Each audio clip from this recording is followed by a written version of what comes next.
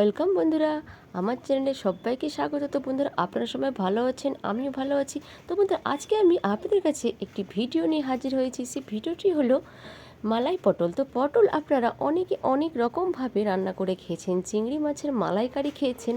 তো আমিও মালাইকারি করছি পটলের। তো বন্ধুরা, একটু অন্যরকমভাবে। তো বন্ধুরা, আমার পুরো ভিডিওটি দেখবেন, মাঝখানে স্কিপ করবেন না। আমার পুরো ভিডিওটি দেখার জন্য আপনাদের কাছে অনুরোধ রইল।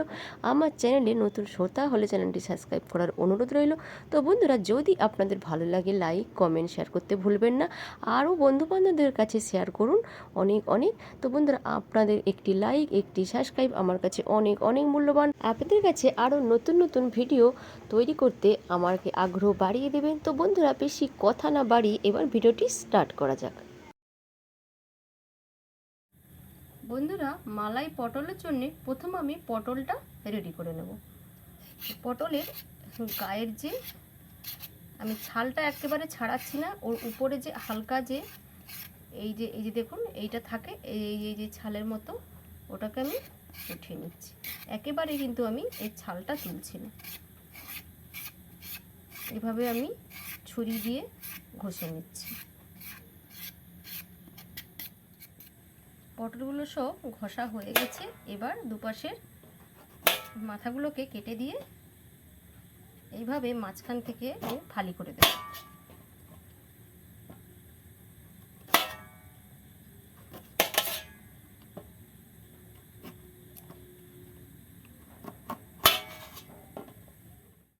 দিয়ে দিলাম কেটে রাখা পটলের মধ্যে অল্প একটু লবণ।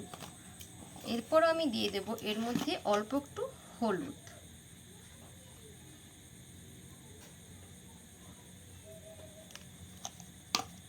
এরপর আমি হাত দিয়ে এগুলোকে ভালো করে মেখে নেব।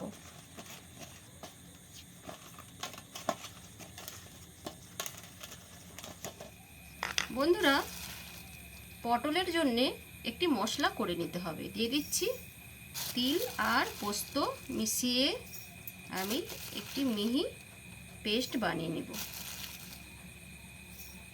তো আপনারা চাল মগজও দিতে পারেন, আমি দিয়ে দিলাম তিল, সাদা তিল আর পোস্ত দিয়ে দিলাম। দেখুন 6 থেকে 7 চামচ পোস্ত, আর এর মধ্যে দিয়ে দিচ্ছি কাঁচা লঙ্কা। ঝালটা আপনারা আপনাদের স্বাদ অনুযায়ী দেবেন। আমি 3টে কাঁচা লঙ্কা দিয়ে পেস্ট করে এনে তারপরে স্টেপটা আপনাদের আমি দেখাচ্ছি।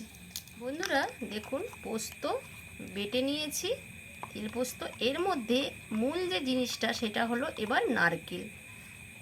আপনারা চিংড়ি মাছের মালাইকারি খেয়েছেন, এবার পটলের মালাইকারি খেয়ে দেখুন, খুব ভালো লাগবে, সুস্বাদু খাবার। আমি একটি নারকেলের কিছুটা, হাফ ফালির কিছুটা আমি কুড়িয়ে নিয়েছি। এটাকে এবার আরেকবার আমি মিক্সারে ঘুরিয়ে নেব। এর মধ্যে আপনারা কাজু অ্যাড করতে পারেন। আমি দিয়ে দেব কিছুটা চিনে বাদাম।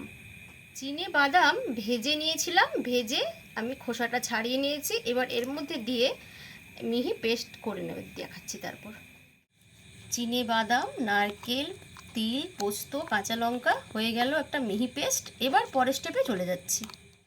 দেখুন বন্ধুরা, ইন্ডাকশন অন করে দিয়েছি, কড়াই বসিয়ে দিয়েছি। দিয়ে দিলাম কিছুটা সাদা রিফাইন তেল। তেল গরম হয়ে গেছে, এবার দিয়ে দিচ্ছি পটল।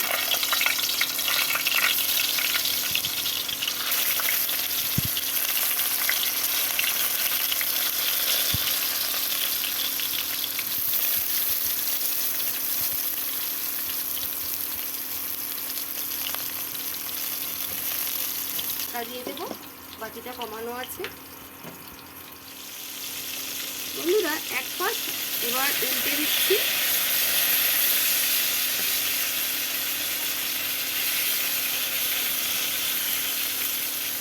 পিঠটাও ভাজা হয়ে গেছে, এবার উঠিয়ে নেব, কারণ এগুলোকে কিন্তু বেশি খুব ফ্রাই করা যাবে না, পটল ভাজার মতো কিন্তু ভাজা যাবে না। হালকা করে ফ্রাই করে নিতে হবে যেন পটলটা সেদ্ধ হয়ে যায়। এবার আমি একটি পাত্রের মধ্যে উঠিয়ে নিচ্ছি।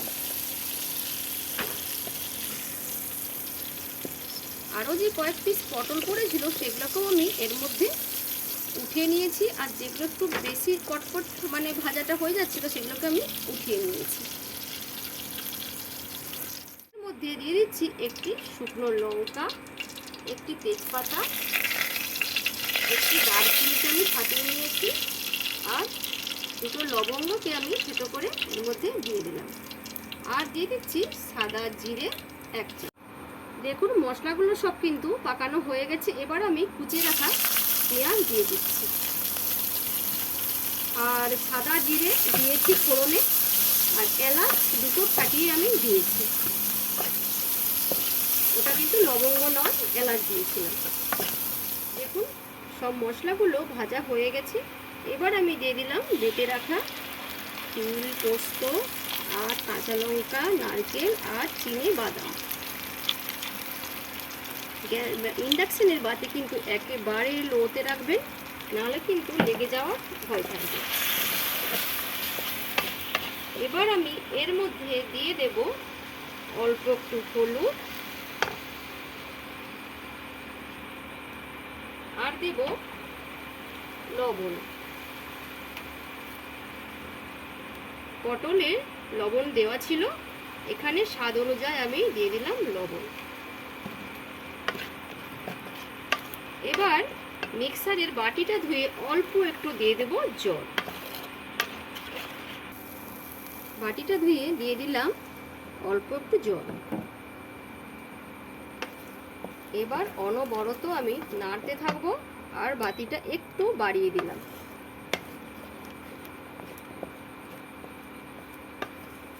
দিয়ে দিলাম কাশ্মীরি রেড চিলি মির্চি। এটা কিন্তু কালার হবে, ঝাল হবে না। ঝালটা আপনাদের স্বাদ অনুযায়ী দেবেন। এবার এর মধ্যে অ্যাড করে দেব, দেখুন রুম টেম্পারেচারে রাখা টক দই। আর আমি দিচ্ছি না বেশি দই, কারণ নারকেল দেওয়া আছে। আমি 2 চামচ দই ফেটিয়ে রেখেছিলাম বাড়িতে, হাতে পাতা দই, একেবারে খাঁটি দইটা আমি এর মধ্যে অ্যাড করে দিলাম।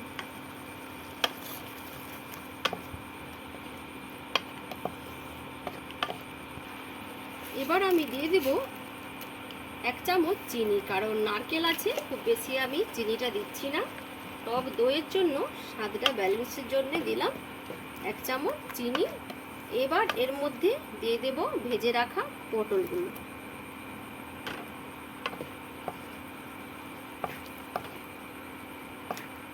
টক দইয়ের বাটিটা ধুয়ে দিয়ে দিলাম আরও একটু জল, 1 বাটি। আর উপরে দিয়ে দিচ্ছি কাঁচা লঙ্কা।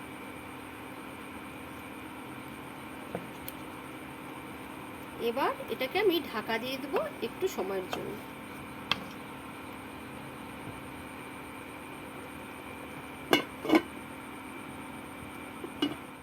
ঢাকনাটা খুলে দিলাম, আবারও একটু নাড়িয়ে দেব। তো বন্ধুরা, আমি কিন্তু 10 মিনিট ভাপাতে দিয়েছি লো বাতিতে রেখে, আর বারবার কিন্তু আমি নেড়েছি খুলে খুলে। হয়ে গেছে দেখুন মালাই পটল। এবার এর মধ্যে আমি দিয়ে দেবো একটু সর্ষের তেল। লাস্টে কিন্তু সর্ষের তেল পোস্ততে বা এই মালাইতে দিয়ে দিলে কিন্তু তার সুগন্ধটা কিন্তু দ্বিগুণ বেড়ে যায়। হয়ে গেল মালাই পটল। আজকের মতো এখানে ভিডিওটি শেষ করছি। আবার আপনাদের কাছে নতুন ভিডিও নিয়ে হাজির হব। টাটা।